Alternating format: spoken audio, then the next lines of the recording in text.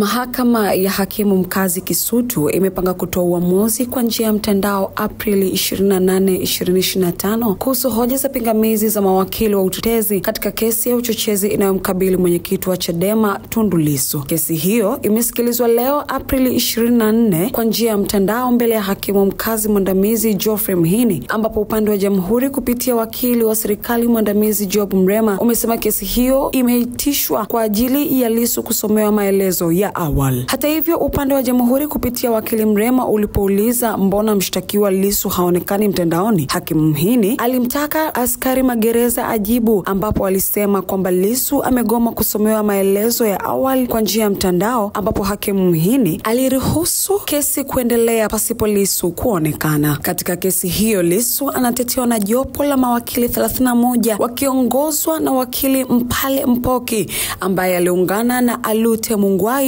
Peter Kibatala na Jeremia Ntobesia kuwasilisha mapingamizi. Miongoni mwa hoja kuu za mapingamizi yao ni kwamba wanapinga utaratibu wa kesi hiyo kusikilizwa kwa njia ya mtandao, huku wakitaka mtuhumiwa afikishwe mahakamani, kwani ili asomewe maelezo ya awali lazima upande wa Jamhuri, utetezi na mtuhumiwa wawepo mahakamani sambamba na mtuhumiwa kusaini karatasi ya maelezo. Kutokana na hatua hiyo, hakimu Mhini ameahirisha kesi hiyo hadi April 28, 2025 kwa ajili ya kutoa uamuzi wa mapingamizi hayo ya utetezi kwa njia ya mitandao, ili kuona kama kesi hiyo isikilizwe kwa mtandao ama mshtakiwa afikishwe mahakamani, na licha ya kesi ya uchochezi kuahirishwa kwa kesi nyingine ya uhaini inayomkabili Lissu inaendelea kusikilizwa.